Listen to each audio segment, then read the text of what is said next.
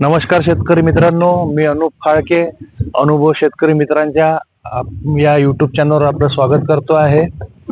आपण कुठलीही पिकं लावले की त्याच्या रोग भरपूर येतात आणि रोग भरपूर आले की आपली तारांबळ अशी उडते की आता फवारणी कुठली करायची, काय करायची. मग आपण कृषी केंद्रात जाऊन सल्ला घेतो, इकडे जाऊन सल्ला घेतो, तिकडे जाऊन सल्ला घेतो. त्याच्यात आपला इतका पैसा निघून जातो तरी पण रोग बरा व्हायला बराच त्रास जातो. तर एक निंबोळी पेंड आपल्याला सगळ्यांना माहिती आहे. निंबोळी पेंड जर आपण वापरली तर हे रोग येण्याचे प्रमाणच कमी होईल. म्हणून आपण काय करायचं आहे की रोग येण्याची वाट बघण्यापेक्षा सुरुवातीला जर निंबोळी पेंड वापरली तर त्याचे फायदे खूप होतील आपल्याला.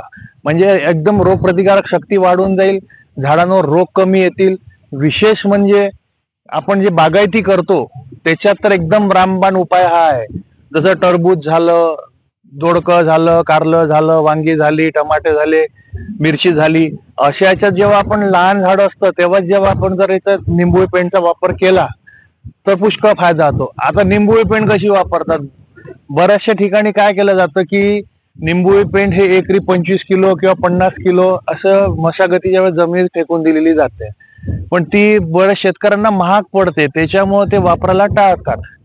मग आपण काय करायचं आहे की कमी पैशात आपल्याला फायदा झाला पाहिजे, इतका खर्च न येता आपल्याला फायदा झाला पाहिजे, म्हणून मी आज तुम्हाला सांगतोय की कशी वापरायची निंबोळी पेंड. याच्या दोन पद्धती आहे कमी याच्यात वापरायच्या.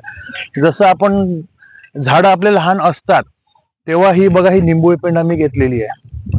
निंबोळी पेंड चांगली घ्यायची आहे. आम्ही एरिस कंपनीची घेतली आहे, 950 रुपयाची आम्हाला 25 किलो पडलेली आहे. तुम्ही कुठल्याही कंपनीची घ्या, चांगली घ्या. कुठल्या इथे कंपनीचं काही आपल्याला घेणं देणं नाही आहे. आपल्याला इतकंच घेणं देणं आहे की आपल्याला व्यवस्थित वस्तू मिळाली पाहिजे, बरोबर.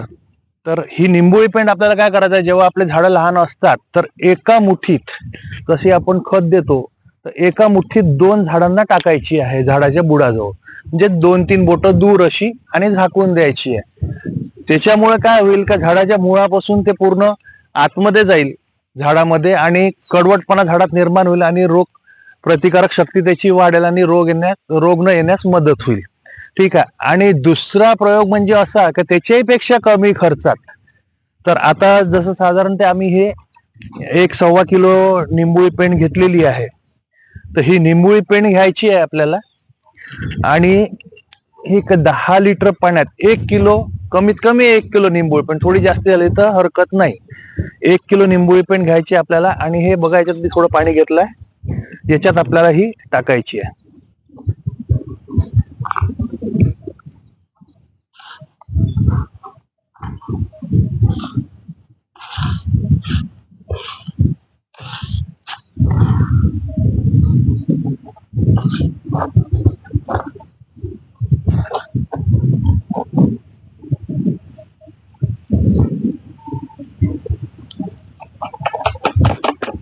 याच्यात आपण ही टाकलेली आहे निंबोळी पेंड आणि याच्यात आपल्याला म्हणजे पूर्ण 1 किलो निंबोळी पेंड आपल्याला 10 लिटर पाण्यात वापरायची आहे. याच्यात आम्ही अजून पाणी घालतोय. हे बघा, 10 लिटर पाण्यात आम्ही याला चांगली भिजून टाकायचं आहे. नंतर एखादी काडी घ्यायची आहे, मिसळून घ्यायचं छान व्यवस्थित. तसं एखादी ही बघा, ही आमची जो काडी असतेच एक, त्या काडीने छान अशी मिसळून घ्यायची.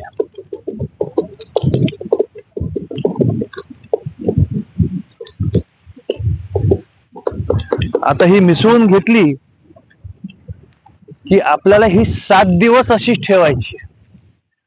7 दिवस पर्यंत भिजवून ठेवायची निंबोळी पेंड. 7 दिवस झालं की आपल्याला छान ती गाळून घ्यायची आहे पातळ कापडाने, म्हणजे जेणेकरून याच्यातलं जे पण जाडं मटेरियल आहे निंबोळी पेंडचं ते तुमच्या पंपात जाणार नाही. आणि नोझल काढून याची ड्रिंचिंग करायची आहे झाडाला. हे 10 लिटर म्हणजे 1 एकरात वापरा तुम्ही हे 10 लिटर पाण्याचं, म्हणजे एक ड्रिंचिंगला जवळपास साधारण ते 1 एकराला 10 पंप लागतात ड्रिंचिंगसाठी.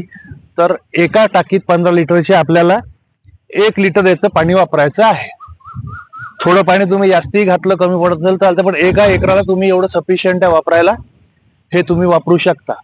आणि विशेष म्हणजे मराठवाड्यात तर बऱ्याचशा शेतकऱ्यांना माहिती आहे निंबोळी पेंडीचा उपयोग मराठवाड्यात बरेचसे शेतकरी वापरतात, पण विदर्भात याची चलन खूप कमी आहे, खूप कमी वापरतात. आणि एक वेळ तुम्ही नक्की वापरून बघा, याचे चांगले रिझल्ट येतील. अगदी रोगप्रतिकारक शक्ती वाढवते आणि तुमच्या फवारणीचे खर्च अगदी कमी होतील.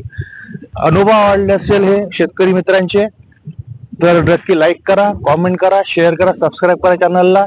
आपल्याकडेही काही असे अनुभव असतील तर आमच्यापर्यंत पोहोचवा. आम्ही आपले अनुभव शेतकरी मित्रांपर्यंत नक्की पोहोचू, कारण उद्देश आमचा एकच, का आपला शेतकरी हा समृद्ध व्हावा. धन्यवाद.